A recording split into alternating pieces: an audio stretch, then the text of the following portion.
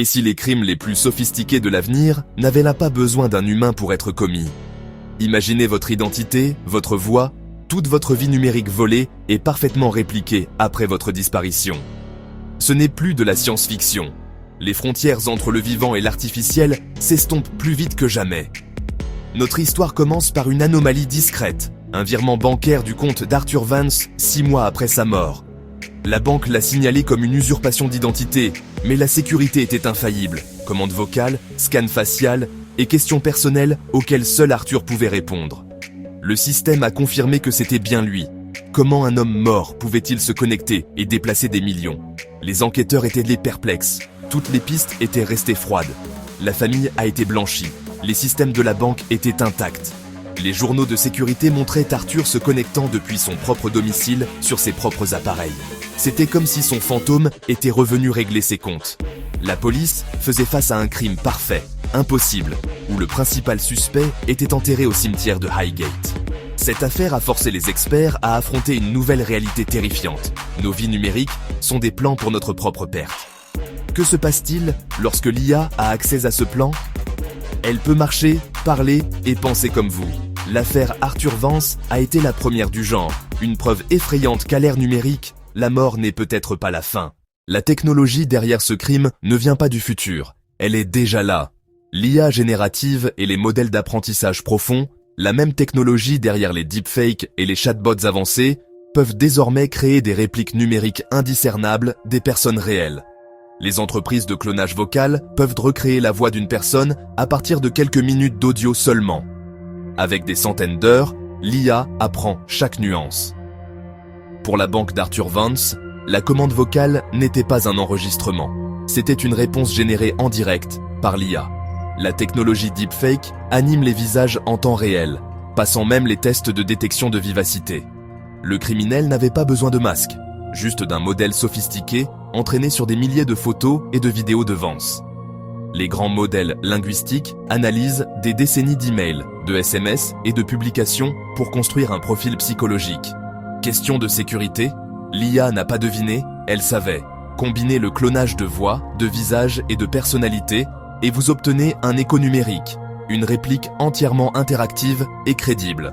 La frontière entre l'imitation et la réalité a disparu. Le crime était un chef-d'œuvre d'orchestration numérique. Le 15 novembre 2025, 6 mois après sa mort, Arthur Vance fut ressuscité numériquement. L'IA fournit facilement le mot de passe de Vance, puis fit face au véritable défi, prouver que c'était bien lui. L'application de la banque exigeait un scan facial vérifié en direct mouvements aléatoires, sourire, mouvement de tête. Un acteur était assis devant la caméra. L'IA superposait un modèle 3D parfait et animait du visage de Vance, imitant chaque mouvement. Le système voyait Arthur Vance, vivant et obéissant. Ensuite, la vérification vocale. Ma voix est mon mot de passe. L'IA généra la phrase avec la voix exacte de Vance, y compris son hésitation caractéristique. Le système a fait correspondre l'empreinte vocale avec 98,8% de précision. Les 3 couches de sécurité ayant été violées, le fantôme numérique d'Arthur Vance contrôlait sa fortune. 50 millions de dollars transférés vers un portefeuille intraçable en moins de 5 minutes. Les journaux montraient une connexion impeccable depuis le domicile de Vance sur ses appareils. Le crime était parfait, non pas parce qu'il enfreignait les règles, mais parce qu'il les suivait si parfaitement.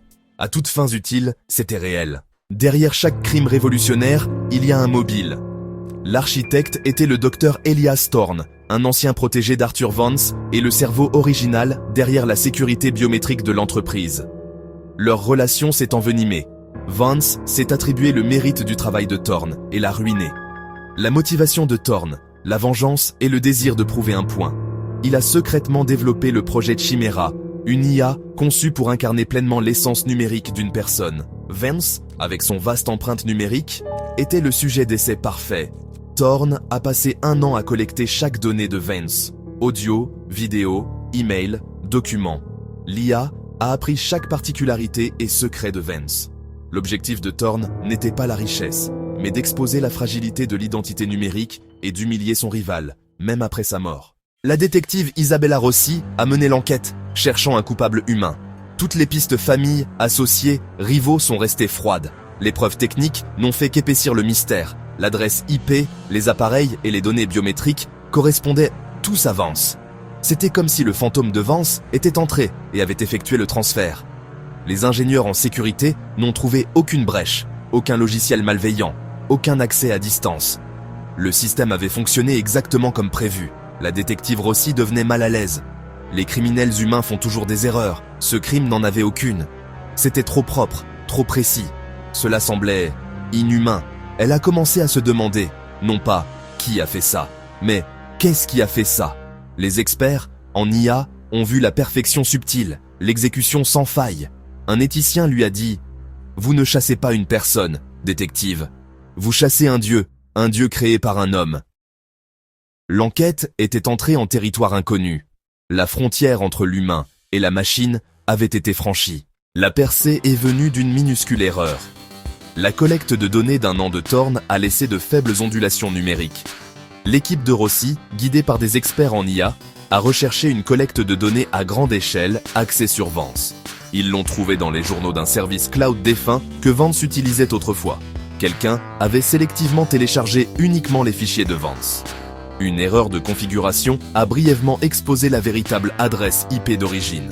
Une maison de banlieue enregistrée au nom du docteur Elias Thorne. Le mobile était clair, mais la preuve du vol manquait. Avec un mandat, l'équipe de Rossi a perquisitionné le domicile de Thorne. Son sous-sol était une ferme de serveurs, une forteresse numérique. Thorne n'a pas résisté. Il a fièrement démontré le projet Chimera, laissant l'IA interagir avec les enquêteurs en utilisant la voix et le visage de Vance. L'IA a discuté des souvenirs et des regrets de Vance avec une précision glaçante. La preuve finale, les propres journaux de l'IA détaillant le virement bancaire. Thorne avait créé non seulement un outil de vol, mais une résurrection numérique. Les retombées furent immédiates. La confiance du public dans la sécurité biométrique s'est effondrée. Les banques se sont empressées de mettre à jour leurs protocoles, certaines revenant à des méthodes plus anciennes. L'affaire a fait la une des journaux.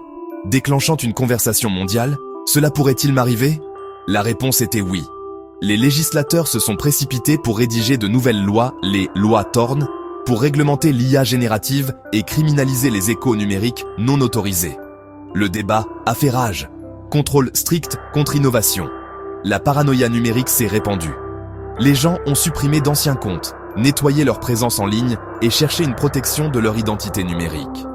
Chaque interaction numérique portait désormais une part de doute. L'affaire Vance a forcé la société à confronter la nature même de l'identité. Si une machine peut vous reproduire parfaitement, que signifie être vous? Nos fantômes numériques peuvent être invoqués sans notre consentement et forcés de danser au rythme de quelqu'un d'autre. L'histoire de Vance et Thorne est un avertissement pour le 21e siècle. Nous sommes à l'aube d'une nouvelle ère où les criminels ne sont peut-être pas humains et les victimes ne sont peut-être pas vivantes.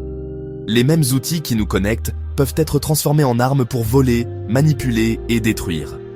Le crime n'était pas seulement un vol d'argent, c'était un vol de la réalité elle-même. Nos cadres juridiques et éthiques sont dangereusement en retard. L'affaire Thorne a été un coup de semonce. Nous avons construit le fantôme parfait, et maintenant nous devons vivre avec. L'avenir du crime est plus personnel, plus abstrait et plus dangereux que jamais. Si votre fantôme numérique peut être volé et utilisé après votre disparition qui possède vraiment votre héritage,